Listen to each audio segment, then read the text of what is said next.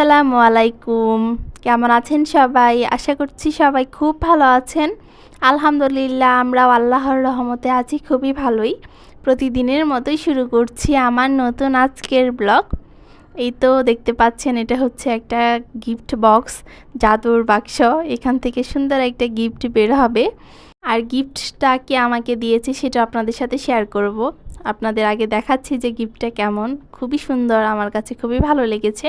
আর আপনাদের কাছে কেমন লেগেছে সেটা অবশ্যই কমেন্ট বক্সে আমাকে জানাবেন যে আসলে কেমন হয়েছে গিফটটা।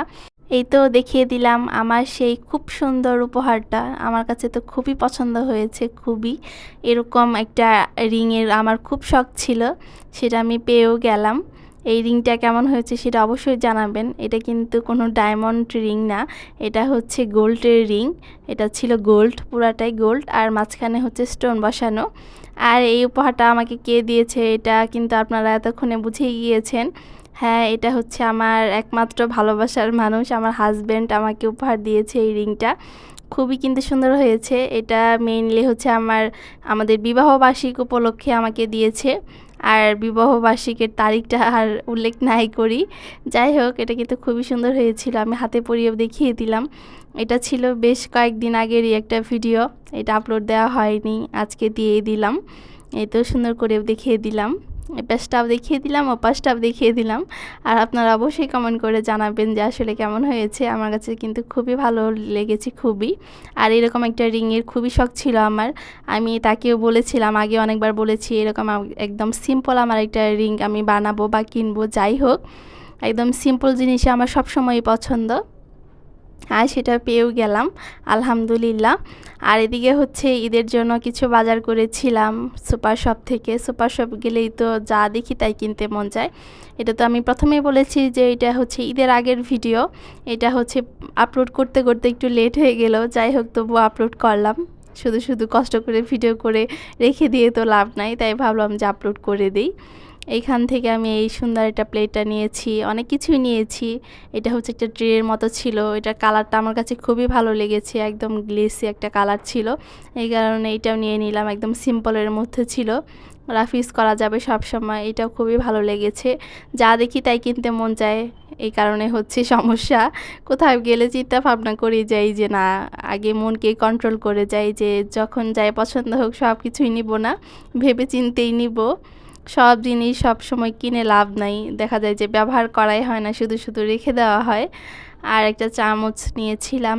এদিকে হচ্ছে অনেক কিছুই নিয়েছি, বাদাম, চিপস, তারপরে হচ্ছে অনেক ধরনের মশলা, সব কিছু নিয়েছি, গ্রোসারি আইটেম অনেক কিছুই নিয়েছি। এক এক করে সবই দেখিয়ে দিচ্ছিলাম। এটা ভিডিও করে রেখেছিলাম শেয়ার করতে, কিন্তু একটু লেট হয়ে গেল, তবুও শেয়ার করেই দিলাম। এইখানে অনেক কিছুই নিয়েছি। এটা হচ্ছে একদম গোলমরিচ, সাদা গোলমরিচ যেটা, সেইটা শ্যামাই থেকে নিয়ে শুরু করে সব কিছুই নিয়েছি। এটা হচ্ছে বিট লবণ ছিল, সবই দেখিয়ে দিচ্ছি। অনেক কিছুই নিয়েছি। আদিতার জন্য চিপস, যেগুলো একদম মশলা ছাড়া চিপস, ওগুলো শুধু ভেজে দেব। এই যে চিপসগুলো রেডি চিপস, এগুলো শুধু ভাজলেই হয়ে যাবে, কোনো ধরনের মশলা নাই। আর কেনার থেকে এগুলা কিন্তু ভালো, এই কারণে হচ্ছে এগুলো নিয়ে এসেছিলাম। এগুলো খুবই ভালো, আদিতা খায়, পছন্দ করে। আর আমরাও খাই, শুধু আদিতার নাম দিয়ে লাভ নাই, আদিতার নাম বলে লাভ নাই, আমরাও খাই। সে শুধু খায় না, আমরাও খাই। তাই অনেক কিছু নিয়ে এসেছিলাম, সেগুলো একটু শেয়ার করলাম সবার সাথে। বিস্কিটগুলোও ছিল, অনেক কিছুই ছিল সব মিলিয়ে।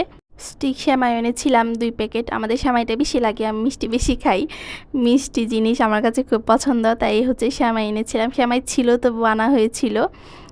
আর এদিকে হচ্ছে বিরিয়ানি মশলা, রোস্টের মশলা, সস, এগুলো অনেক কিছু এনেছিলাম। আর এই ধরনের সব কেনাকাটা সেটা শুধু ঈদ উপলক্ষে না, সব সময় এগুলা কেনা হয়, প্রতি মাসে এগুলা লাগে। ঈদটা হচ্ছে একটা বিশেষ একটা দিন, এই কারণে হচ্ছে মানুষ এই জন্য একটু বেশি বেশি কিনে। আর আমরা হচ্ছে দুজন মানুষ, আমাদের তো কমই লাগে, ঈদই হোক যাই হোক সব সময় সব কিছু কমই লাগে।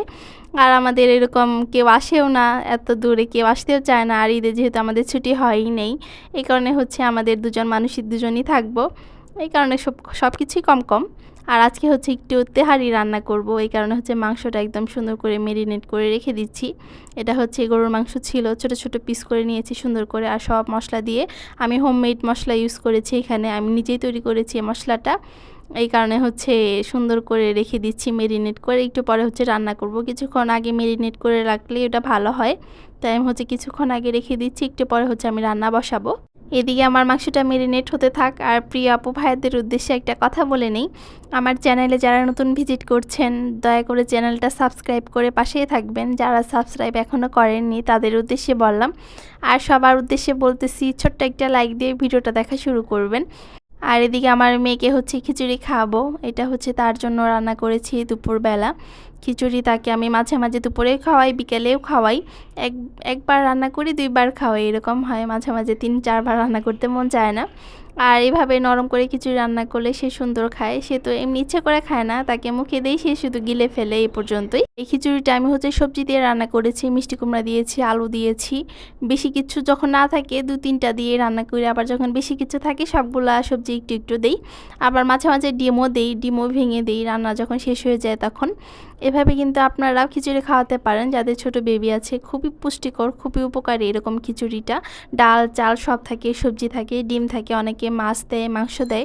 আমি মাছ মাংস এভাবে দেই না, ভাত দিয়ে খাওয়াই এই কারণে।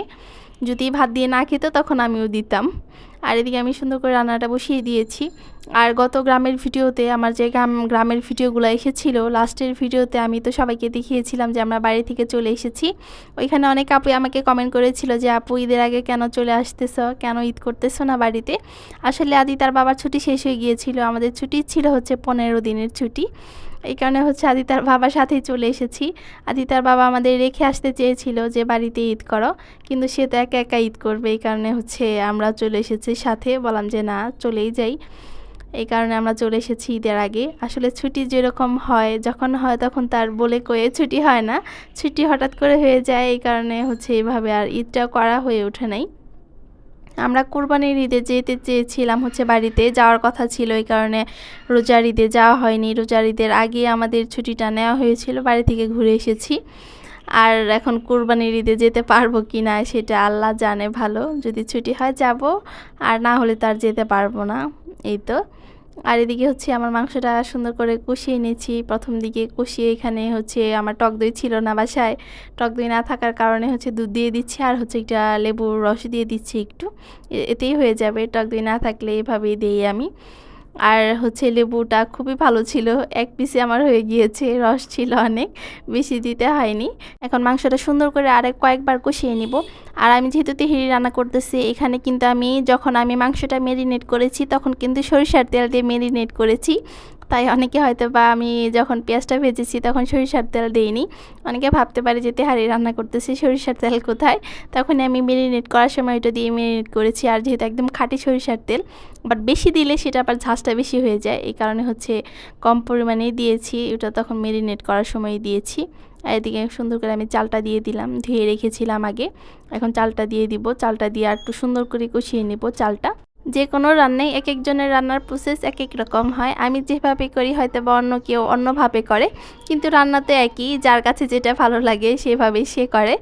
আমার রান্না আমার কাছে ভালো লাগে, আমি এভাবে করি। আরেকজনের রান্না আরেকজনের কাছে ওইভাবে ভালো লাগে, সে ওইভাবে করে।